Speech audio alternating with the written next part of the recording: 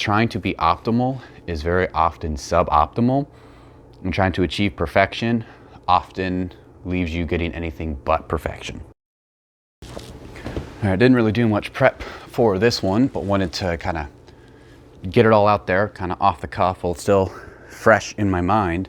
After seeing the recent video that Geoff Schofield, hopefully I pronounced it right, posted, talking about the passion necessary, and will really take this off for me in his video when he talked about intense sexual love. Don't focus on education, focus on execution. To succeed in general, but in particular talking about bodybuilding, lifting, fitness, etc., what he makes videos in, what I've apparently decided to start making videos in as well. It prompted the idea in my head to finally make a video on something I wanted to. So this video will be a bit of a response, bit of a tangent to his video, while also paralleling it in a way. I'm gonna try to be brief because I have a tendency to be able to go on and ramble. I don't want this to be a nightmare to edit or take forever to get out. My emphasis for this will be, along with the response for pretty much agreeing with his video, will also be to highlight the importance of focusing on getting something out, and how trying to be optimal is very often suboptimal, and trying to achieve perfection often leaves you getting anything but perfection. I'm trying to give you a short version of my training history and trying to give you little bits of what helped fed into my passion and allowed me to focus on executing and learning along the way, long before I had the proper information to execute properly. I learned because I did, and that then allowed me to do better instead of not doing it. Because if I waited until I knew what I knew now before I started training, I never would have started training. So, as I said, off the cuff, I don't have a script. I'm gonna start just by pulling up a whole bunch of books. These are just the physical books that I have collected over the years. I'll touch on a couple of them. Just pull through these. This is a hassle. Even have a couple PDFs of some other books I have too that I might throw up on screen after this. This is a show that over the years, I've been training for over 12 years now. Started when I was about 14 with this little adjustable 40-pound dumbbell set I got for Christmas. That's when I considered the start of my training, so quite a while ago, barely knew anything. One of my very first inspirations was from Steve Reeves, hence why I have two of his.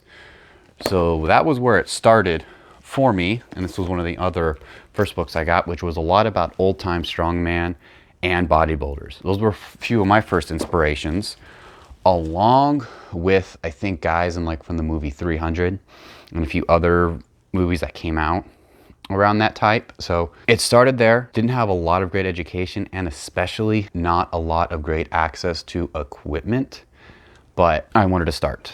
If I could even find some of the few old videos I had. I mean, I remembered I was doing some weighted shoulder raises and weighted crunches and stuff with a cast iron tea kettle or whatever it was that I did, just a pull-up bar, push-up stuff on the ground.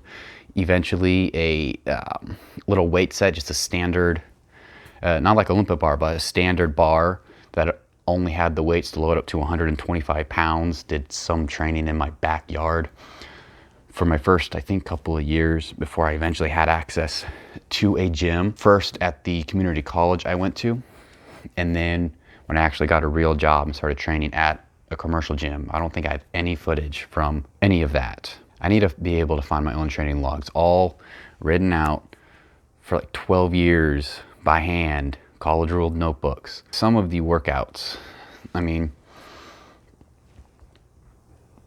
not that great to get started. At first, I was focused so much, actually in part from the training advice of Steve Reeves, which, I mean, he was great. But for me as a complete fresh beginner, I feel the beginner workout he advised wasn't suitable for me because I focused so much on the lighter weights before I had built a strength foundation that I ironically, with the volume he recommended and the intensity I was lifting at, because I just didn't have the weights to work with, I couldn't get enough overall volume and intensity to build much. Plus my hormone situation, I wouldn't find out until years, didn't help.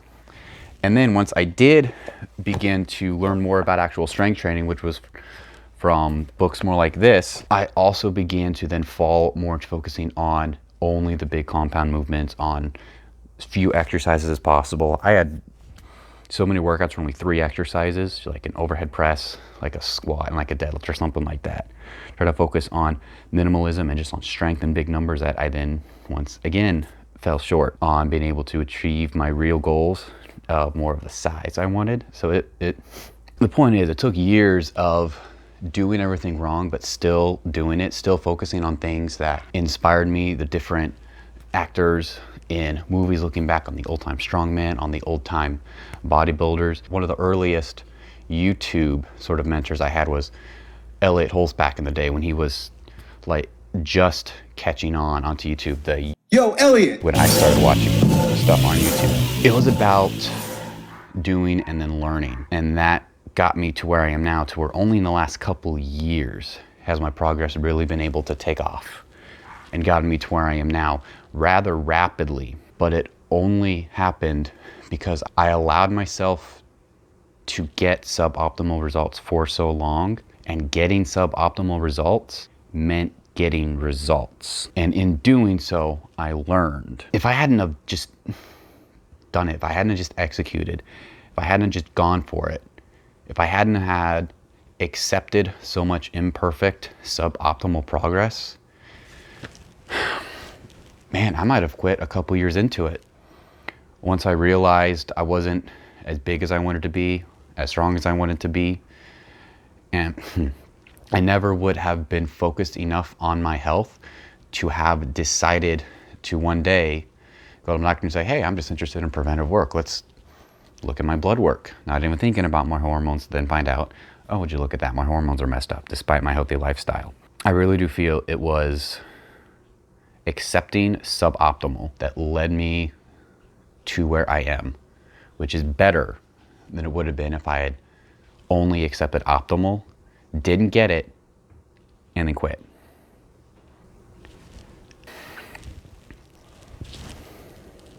There we go. I like it.